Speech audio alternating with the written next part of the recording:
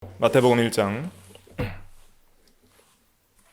18절부터 25절까지 말씀 다 같이 합독하시겠습니다. 시작. 예수 그리스도의 나심은 이러하니라. 그의 어머니 마리아가 요셉과 약혼하고 동거하기 전에 성령으로 잉태된 것이 나타났더니 그의 남편 요셉은 의로운 사람이라 그를 드러내지 아니하고 가만히 끊고자 하여 이 일을 생각할 때에 주의 사자가 현몽하여 이르되 다윗의 자손 요셉아 내 아내 마리아 데려오기를 무서워하지 말라. 그에게 잉태된 자는 성령으로 된 것이라. 아들을 낳으리니 이름을 예수라 하라. 이는 그가 자기 백성을 그들의 죄에서 구원할 자이심이라 하니라. 이 모든 일이 된 것은 주께서 선지자로 하신 말씀을 이루려 하심이니 이르시되 보라 처녀가 잉태하여 아들을 낳을 것이요 그의 이름은 임마누엘이라 하리라 하셨으니 이를 번역한즉 하나님이 우리와 함께 계시다 함이라. 요셉이 잠에서 깨어 일어나 주의 사자의 분부대로 행하여 그의 아내를 데려왔으나 아들을 낳기까지 동침하지 아니하더니 낳음의 이름을 예수라 하니라. 아멘. 이 시간 말씀의 제목은 예수 그리스도의 탄생입니다. 우리가 예수님을 믿는다고 말을 할 때에는 추상적인 것을 믿는 것이 아니라 예수님의 인격과 사역을 믿는 것입니다. 그러니까 예수님께서 누구신지, 그분의 인격이 무엇인지, 그분이 삼위일체 하나님 중에 제2위 하나님이면서 동시에 참 사람이심을 믿는 것이고, 또 그의 사역이 무엇인지, 왕과 선지자와 제사장으로서의 그의 사역이 어떠함과 또 낮아지심과 높아지심에 있어서의 그의 역사가 어떠한지, 그 모든 것을 믿는 것이 예수님을 믿는다고 하는 것입니다. 그 중에 굉장히 귀한 진리가 오늘 본문 말씀에 증거되고 있는데 예수 그리스도의 탄생이 증거하는 진리가 있어요. 오늘 제목이 예수 그리스도의 탄생인데 이 탄생이 증거하는 진리는 무엇이냐면 바로 신인 양성 일위의 진리입니다. 한번 따라해 보실까요? 신인 양성 일위. 이거는 기독교에서 가장 중요한 진리 중에 하나라 할 수 있어요. 기독교에서 가장 중요한 진리는 삼위일체 하나님에 대한 진리입니다. 그래서 기독교에서 맨 처음 나온 이단이 삼위일체 하나님에 대한 이단이었어요. 그 다음에 이 예수님의 신인 양성 1위, 그러니까 신성과 인성의 양성의 한 위격, 한 인격, 위격 안에 계신다 이런 의미에서 신인 양성 1위예요. 그러니까 우리 성자 하나님은 제2위죠. 1위는 성부, 2위는 성자, 3위는 성령인데 그 위가 어떤 위치나 아니면 어떤 계급을 말하는 게 아니라 질서 면에서 나눈 거예요, 신학적으로. 그래서 삼위일체 하나님은 본질과 영원성과 능력 면에서 그 본체는 하나예요. 하나님은 한 분이에요, 세 분이에요? 한 분인데 그 한 하나님께서 세 위격, 쉽게 말하면 세 인격으로 존재하시는 거예요. 성부와 성자와 성령으로 한 하나님이 존재하시는 거예요. 그러면 이런 존재 방식, 삼위가 일체로 존재하는 존재 방식은 이 세상의 피조물 가운데 있어요, 없어요? 없어요. 그러니까 우리가 이해할 수 없는, 완전히 이해할 수 없는 신비지만 성경이 증거하는 진리이기 때문에 우리는 믿음으로 받아들이는 거예요. 그래서 우리는 삼위일체 하나님을 믿지 않으면 그것은 참된 기독교 신앙이 아닙니다. 삼위일체 하나님을 믿어야 되는데 그 중에서 또 우리가 바로 믿어야 될 것은 예수님에 대한 진리예요. 예수님이 신성, 그러니까 신뿐만 아니라 참 하나님이신데 신성도 있으신데 신성이라는 것은 신적 성품을 가리키는 거예요. 신적 성품도 있고 인성, 그건 뭐예요? 인간적 성품. 그래서 쉽게 풀어 설명드리면 신성은 참 하나님이다 이런 뜻이고 인성은 참 사람이다 이런 뜻이고 그 신성과 인성이 나누어지거나, 이게 중요해요. 참 하나님과 참 사람이 예수님의 한 인격 안에 있는데 그 인격이 신성과 인성이 나눠질 수 있어요, 없어요? 이제는 무너지는 거예요. 그죠? 예수님이 지금도 여전히 인성을 입고 어디 계세요? 하늘나라 우편에 계시잖아요. 우리는 승천의 교리를 믿는 거예요. 승천의 교리가 그렇게 중요한 거예요. 하나님 보좌 우편에 앉아 계시며 라는 신앙 고백을 할 때마다 인성이 여전히 한 공간 안에 장소성을 가지고 있다는 걸 믿어요. 그러니까 참 사람인 것을 믿고 참 하나님 믿는데 이게 나누어지지도 않고 섞이지도 않아요. 섞이지도 않고 완전히 구분되지만은 떨어질 수 없는 그 진리를 믿는 것이 신인 양성 1위를 믿는 겁니다. 그것이 이제 정통 교리예요. 그걸 부인하면 다 이단이 되는 거예요. 그래서 이 교리를 이해하는 데 있어서 중요한 본문 말씀이 오늘 마태복음 1장 18절 말씀입니다. 이것이 이제 우리가 사도신경에서 고백하는 그 고백 내용을 그대로 담고 있는 본문인데 18절 말씀을 같이 한번 읽어볼게요. 시작. 예수 그리스도의 나심은 이러하니라. 그의 어머니 마리아가 요셉과 약혼하고 동거하기 전에 성령으로 잉태된 것이 나타났더니. 예. 그래서 동정녀 마리아에게 나시고 성령으로 잉태하여서 동정녀 마리아에게서 나셨다. 이것을 믿는 거예요. 성령으로 잉태하고 동정녀 마리아에게서 나셨다. 성령 잉태, 동정녀 마리아에게서 남. 이것이 하나님의 신인 양성 1위를 증거하는 구절이에요. 그래서 하나님이 참 사람이시면서 동시에 참 하나님이시면서 그리고 뭐는 없어요? 죄는 없으시다. 여기까지 우리가 믿어야 합니다. 그래서 예수님은 참 하나님이에요. 그래서 성부와 성령과 동일하신 하나님입니다. 그런데 어떤 사람들은 성부보다는 성자가 조금은 불완전한 하나님이라고 말하는 사람이 있어요. 그러면 이제 이단이 되는 거예요. 성자와 성부는 동일하신 참 하나님입니다. 그래서 이 삼위일체를 이해할 때 이렇게 이해해야 돼요. 성부도 완전한 하나님이다. 우리가 하나님의 완전성을 배웠잖아요. 성부도 완전한 하나님이다. 성자도 완전한 하나님이다. 성령도 완전한 하나님이다. 그런데 성부는 성자 성령이 아니다. 또 성자는 성부 성령이 아니다. 성령은 성부 성자가 아니다. 구분이 되는 거예요. 그러나 성부 안에 성자 성령이 다 있어요. 성부 안에 성자 성령이 다 계시고 성자 안에 성부 성령이 다 계시고 성령 안에 성부 성자가 다 계셔요. 그러니까 이 삼위일체는 굉장히 우리가 완전히 우리 인간 지각으로는 이해할 수 없는 신비예요. 신비. 이런 존재 방식으로 어떤 것도 존재하지 않기 때문에. 이게 왜 어렵냐면 우리는 어떤 대상을 판단할 때 다른 것과 비교하고 대조해서 이해해요. 그죠? 그러니까 인간들을 우리가 이해할 수 있는 것이 나 혼자만 이 세상에 있다면 나를 아는 것도 어려울 거예요. 그런데 다른 사람들을 보면서 인간은 누구인가에 대해서 어느 정도 알아갈 수 있죠. 그런데 하나님과 동일한 비교 대상이 이 세상에 없어요. 그렇기 때문에 하나님에 대한 진리가 이렇게 어려운 것이지만은 우리는 성경이 계시하는 계시 범위 안에서 어떻게 한다? 알 수 있다. 믿을 수 있다. 이렇게 받아들이는 것입니다. 그러면 이 교리를 왜 우리가 중요하게 생각해야 되는가? 이 교리가 왜 이렇게 중요한가? 그리고 이 교리에 어긋나면 왜 이단인가? 이 교리가 바로 되지 않으면 예수 믿어서 구원받는다는 그 진리에 대한 말씀이 그것이 우리에게 실제적으로 진리가 될 수 없는 거예요. 예수 믿으면 왜 구원받죠? 예수님이 참 사람이고 참 하나님이기 때문이에요. 그 진리를 안 믿으면 예수 믿고 구원을 못 받는 거예요. 구원과 굉장히 밀접한 관련이 있는 게 신인 양성 1이에요. 그러면은 왜 예수님께서 그냥 하나님으로 계시면 되지 굳이 이 세상에서 사람의 몸을 입고 오셨는가? 마리아와 요셉이 약혼하고 동거하기 전에 서로 어떤 성관계를 가지기 전에 그냥 처녀의 몸에서 성령으로 잉태돼서 사람이 되셨어요.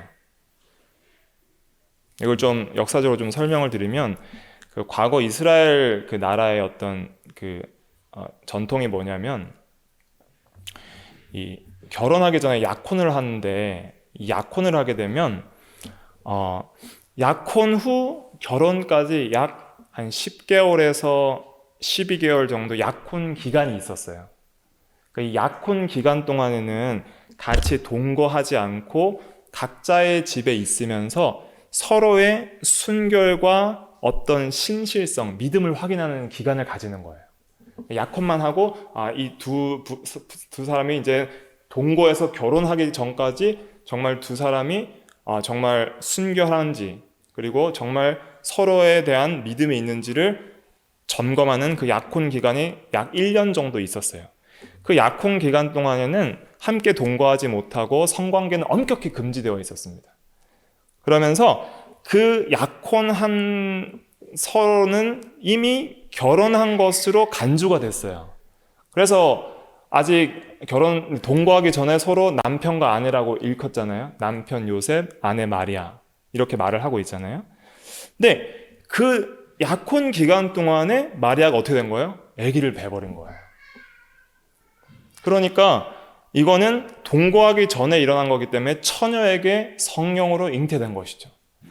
그래서 예수님께서 왜 이렇게 오셨어야 되냐면 참 사람이어야 됩니다. 예수님이 우리를 구원하실 구세주가 되시려면 참 사람이어야 돼요. 왜 예수님은 사람이 되셔야 됐죠? 첫째로는 죄인을 대신해서 형벌을 받으시기 위함이에요. 죄인의 형벌을 위해서인 거예요. 우리가 하나님 앞에 죄인이에요. 그러면은 우리가 형벌을 받아야 돼요. 인간이 형벌을 받아야 돼요. 근데 인간 대신에 누가 형벌을 받으려면 그 사람은 누구여야 돼요? 인간이어야 되죠. 그러니까 인간의 죄 대신에 소가 죽을 수 있어요? 양이 죽을 수 있어요? 구약시대 때 그리스도를 예표하는 죽음이죠. 실제로 그 피조물들이 살 수가 없는 거예요. 그러면 죄인을 대신해서 다른 죄인이 죽을 수 있어요? 그것도 안 되는 거예요. 왜냐하면 자기 죄 때문에 죽는 거기 때문에 의인이 죽어야 되는 거예요. 죄 없는 사람이. 그렇기 때문에 죄인을 대신해서 죽으려면 인간이 되셔야 되는 거예요. 인간을 대신해 죽으려면 인간이 되셔야 되기 때문에 참 사람이셔야만 예수님은 참 사람이셔야지만 우리의 구세주가 될 수 있는 거예요.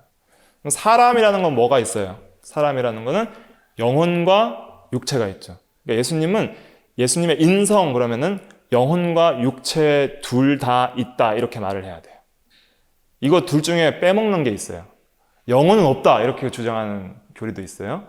그리고 육체로 오신 것을 부인한다. 이것이 요한일서에 말하는 영지주의 이단이에요. 그러니까 요한일서에서 영들을 분별하라. 예수님이 육체로 오신 것을 부인하는 자마다 참된 그 영이 아니다 그랬죠. 그래서 적그리스도라 그랬죠. 그래서 이 영혼과 육신이 온전히 우리 사람과 동일한 본질이시라는 것을 우리는 믿어야 되는 거예요. 예수님은. 그러니까 예수님은 우리보다 뛰어난 어떤 초능력자도 아니고 똑같은 사람이에요. 똑같은 사람. 영혼도 있고 육체도 있어요. 영혼이 있다는 걸 어떻게 알아요? 예수님이 영혼이 있다는 것을 마지막 죽을 때 예수님께서 말씀하셨어요.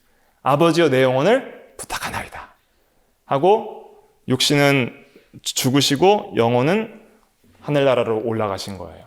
그래서 영혼과 육신을 가지신 우리랑 똑같은 사람이 되셔야만 사람의 죄를 대신할 수 있기 때문에 사람이 되셨다.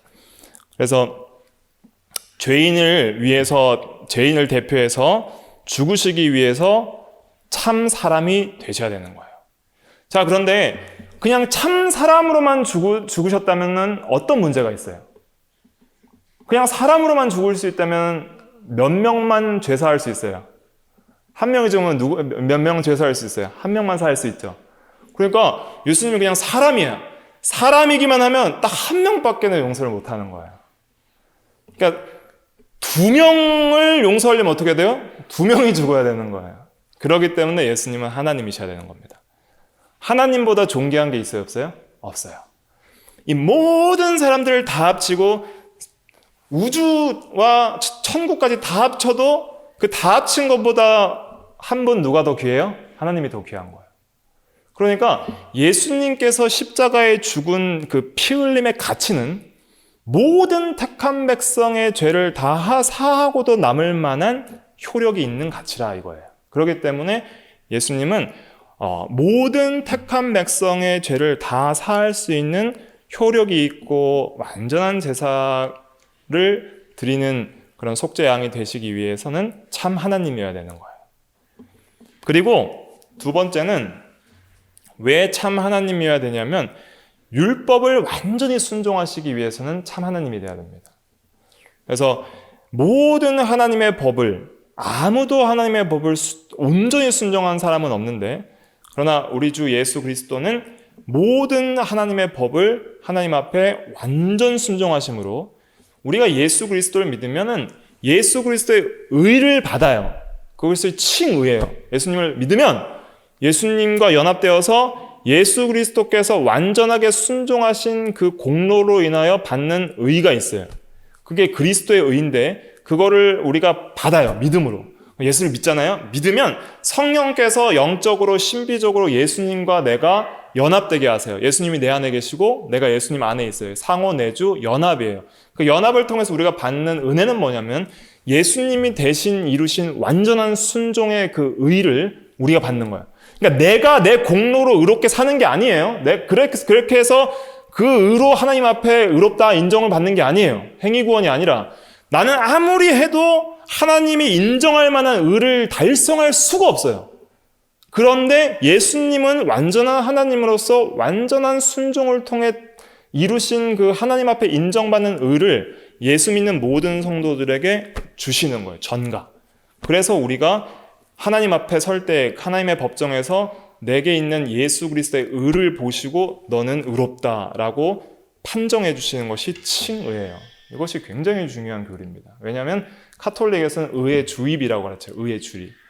내가 전가로 칭의를 받는 게 아니라 의가 주입돼서 실제로 내가 의롭게 변한다. 그렇게 이제 믿는 사람들도 있고 또 실제로 자기의 행위로 그렇게 의를 행하려는 그런 사람들도 있는데 그렇지 않아요. 우리는 법적으로 예수 그리스도의 의를 받아서 이미 법적인 의를 받아서 법적으로 의롭다함을 받고 실제적으로 성화를 이루어 나가는 것은 또 다른 차원이에요.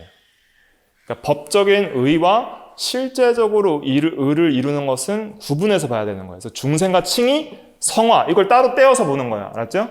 그래서 그렇게 해서 우리가 이제 성화 면에서 계속 실제적인 성령과 말씀으로 의를 이루어 나가는 삶이 성화입니다.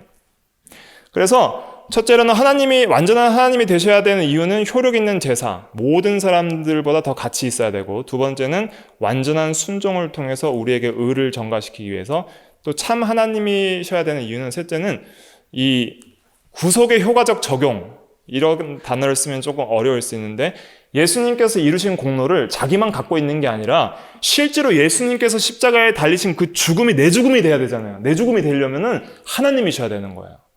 예수님이 2000년에 죽은 그 예수님을 믿는 게 나랑 무슨 상관이 있냐 이거예요. 근데 2000년에 죽은 그분이 나랑 지금 현재 2020년에 사는 나랑 상관이 있으려면은 그분께서는 하나님이셔서 그분께서 자신이 이루신 공로를 우리에게 적용시킬 수 있는 능력 있는 분이 되셔야 되는 거예요. 근데 그것을 누구를 통해서 하시는 거예요? 성령을 보내심으로 하시는 거예요. 그래서 성령은 누가 보내시는 거예요? 성부 하나님과 성자 예수님께서 보내시는 거예요. 성령을 통해서 내가 믿을 수 없는 그 예수 그리스도를 2020년에 믿으니까 2000년 전에 십자가에 죽은 그 죽음이 2020년에 내 죽음이 되는 거예요. 그래서 적용이 되는 거예요. 그러면서 내가 내 육체를 그리스도의 십자가에 못 박아서 옛사람은 그리스도와 함께 죽게 되고 그래서 죄에 대하여는 날마다 죽는 생활을 하게 되고 실제로는 주님과 함께 살아서 의에 대하여 하나님에 대하여는 사는 생활을 하게 되는 거예요. 그래서 예수님이 참 하나님이어야 되는 이유는 이 구속에 자기가 이루신 그 예수 그리스도의 사역을 구속을 효과적으로 모든 성도에게 성령을 통해서 적용시키려면 예수님은 하나님이셔야 되는 거예요. 사람으로서는 이걸 절대 할 수 없습니다. 그래서 이것은 신비이지만은 그러나 우리가 반드시 믿어야 될 교리입니다. 그러면 이 교리를 믿는 것이 우리에게 어떤 유익을 주는가? 예수님만이 우리의 확실한 구세주임을 믿을 수 있는 믿음의 지식을 제공해 주는 거예요. 그러니까 이거를 참 하나님과 참 사람을 우리가 믿게 되면은 다른 이름으로는 구원을 받을 수가 없고 예수 이름 외에는 다른 이름으로는 구원을 받을 수 없다 하는 그 진리가 명확해지는 거예요. 그러니까 예수 외에 다른 구원을 주장하는 WCC나 보편 구원을 주장하는 것들은 다 뭐예요? 이단인 거예요. 그래서 우리는 타협할 수가 없는 거예요. 여기서 예수 외에는 구원이 없다 이렇게 말을 할 수가 있는 것이죠.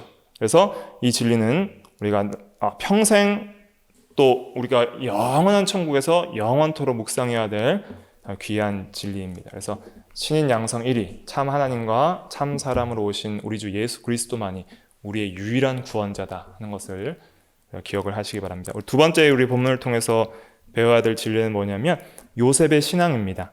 요셉의 신앙. 요셉의 신앙에 대해서 남은 시간 증거를 하겠습니다. 19절부터 우리가 20절까지 한번 읽어볼게요. 19절부터 20절 시작. 그의 남편 요셉은 의로운 사람이라 그를 드러내지 아니하고 가만히 끊고자 하여 이 일을 생각할 때 주의 사자가 현몽하여 이르되 다윗의 자손 요셉아 내 아내 마리아 데려오기를 무서워하지 말라. 그에게 잉태된 자는 성령으로 된 것이라. 아멘. 우리가 성탄절을 맞이할 때 요셉과 마리아의 신앙에 대해서는 깊이 있게 생각을 안 해보는 것 같아요. 그런데 이것도 굉장히 중요합니다. 왜 하나님께서 그렇게 많은 사람들 중에 하필이면 요셉이었고 하필이면 마리아를 택해서 이 귀한 예수 그리스도의 탄생을 준비하고 이루게 하셨을까? 그러니까 이들의 신앙을 배울 게 있는 거예요. 먼저 마리아에게 천사가 먼저 찾아왔었죠. 누가복음에. 그건 아직 살펴보지 않았지만은 성령이 내게 임하시고 지극히 거룩하신 이의 능력이 너를 덮으리니 네가 성령으로 잉태되어서 그 태어날 자는 거룩한 하나님의 아들이라 일컬음을 받으리라. 그러니까 마리아 감당을 할 수 없는 거예요. 아니 난 남자를 아직 알지 못하는데 어찌 이런 일이 있을 수 있습니까? 그러니까 대저 하나님의 말씀은 능하지 못하심이 없느니라. 엘리사벳을 보라.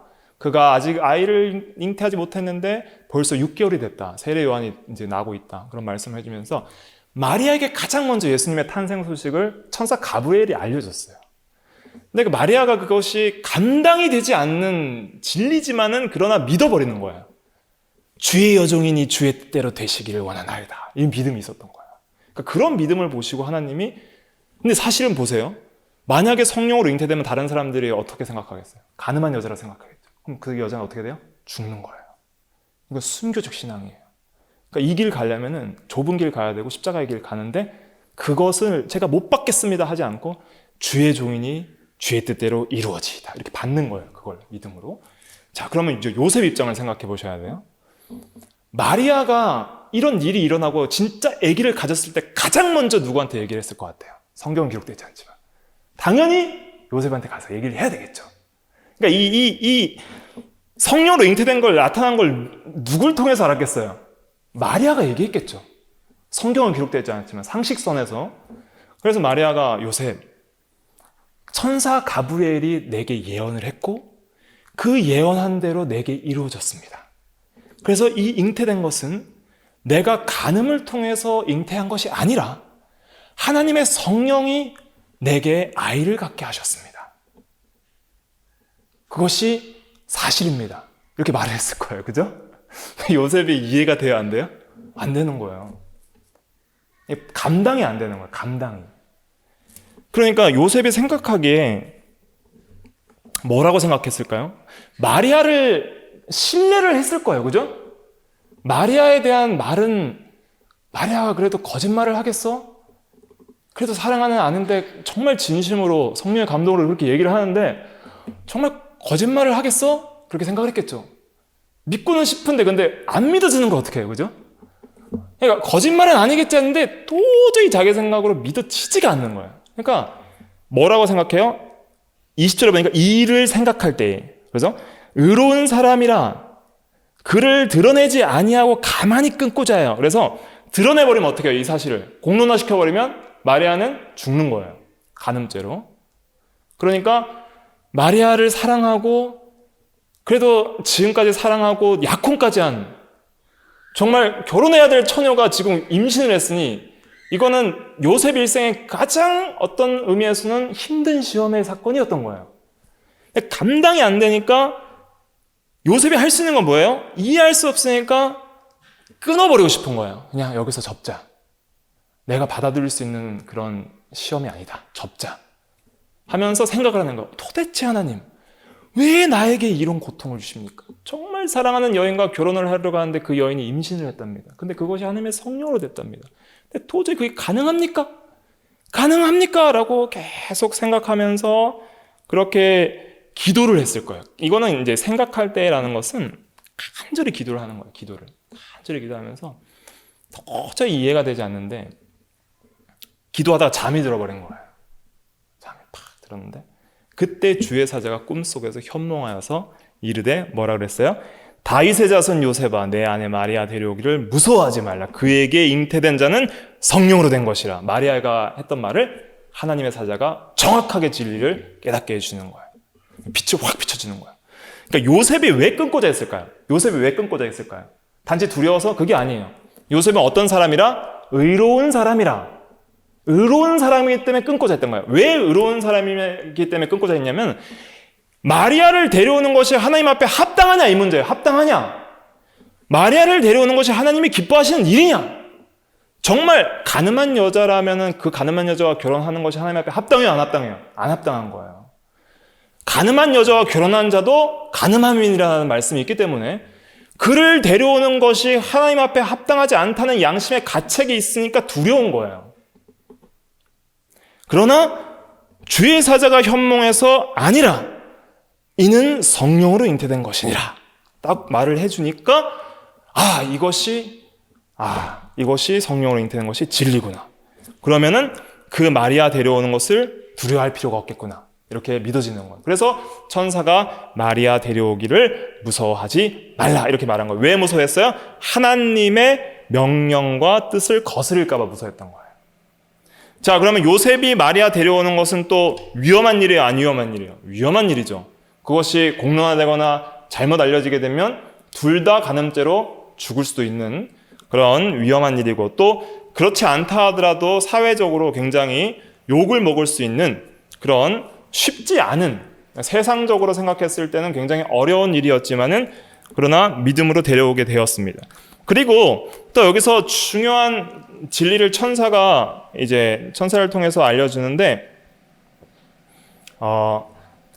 21절에 보면은 이름을 예수라 하라. 이는 그가 자기 백성을 그들의 죄에서 구원할 자이심이라 하니라 하고, 이제 마태가 이제 설명을 더하는 거예요. 추가적으로. 그것이 22절과 23절인데 같이 한번 읽어볼게요. 22절부터 23절 시작. 이 모든 일이 된 것은 주께서 선지자로 하신 말씀을 이루려 하심이니 이르시되 보라 처녀가 잉태하여 아들을 낳을 것이요 그의 이름을 임마누엘이라 하리라 하셨으니 이를 번역한즉 하나님이 우리와 함께 계시다 함이라. 아멘.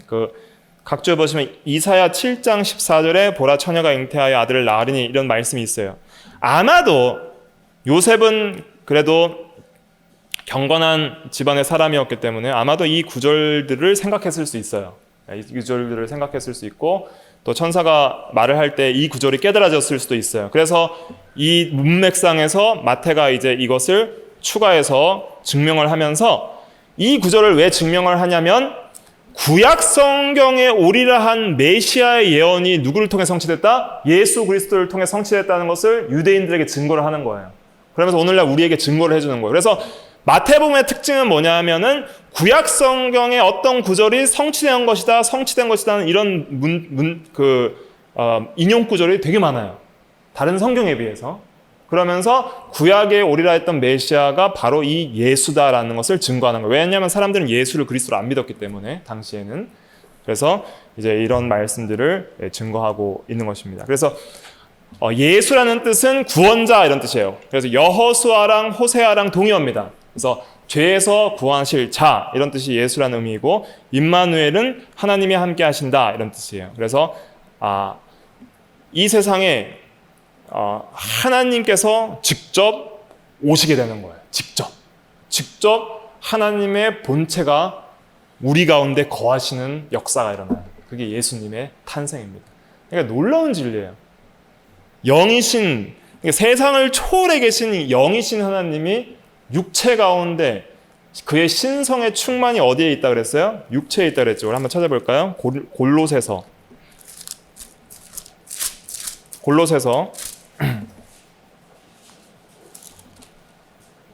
2장 9절.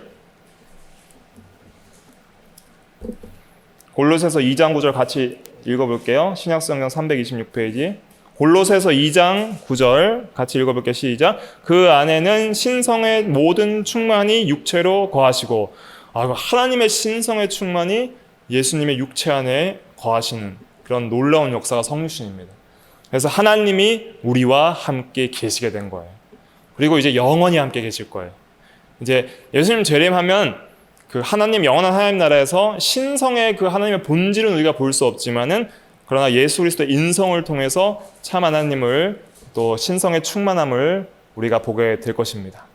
그래서 이런 귀한 이름을 가지고 오고 이런 이름에 대한 해석들을 또 쭉 이렇게 하자면은 시간이 많이 걸려서 이제 또 기회가 되면 하도록 하겠고, 이제 마지막 남은 시간은 요셉의 신앙 중심으로 볼 텐데 24절과 25절 같이 한번 읽어보겠습니다. 시작. 요셉이 잠에서 깨어 일어나 주의 사자의 분부대로 행하여 그의 아내를 데려왔으나 아들을 낳기까지 동침하지 아니하더니 나음의 이름을 예수라 하니라. 아멘. 그래서 신혼부부가 결혼하면 서로 이렇게 함께 잠자리를 같이 하고 싶을 텐데, 그러나 아들을 낳기까지 또 그 10개월 동안 또 경건함을 유지하고 또 거룩함을 유지하는 그런 동침하지 않는 그런 경건한 신앙을 요셉이 보여줬던 거예요. 그러니까 굉장히 믿음으로 한 거죠. 자, 여기서 동침하지 않은 게 왜 중요해요? 예수님의 처녀 탄생을 증명해야 되기 때문이에요. 만약 요셉이랑 마리아가 잠자리를 같이 했다면은 이것이 요셉을 통해서 잉태된 것이라고 진리가 어긋날 수도 있겠죠. 그러니까 끝까지 요셉은 예수 그리스도께서 탄생할 때까지 마리아의 처녀성을 보존하는 신앙이 있었던 거예요. 위대한 신앙이에요. 그렇게 경건을 지키기가 쉽지가 않은데 그렇게 그런 신앙의 인물들을 통해서 이렇게 하나님의 아들 주 예수 그리스도를 예비하셨다. 그리고 요셉은 잠에서 깨어나 진리를 깨달았을 때 분부대로 즉시 순종했다. 즉시 순종했다는 그것을 통해서 우리가 이 귀한 신앙을 또 배울 수 있습니다. 그래서 우리도 오늘날 우리가 하나님의 말씀을 그대로 믿어야 됩니다.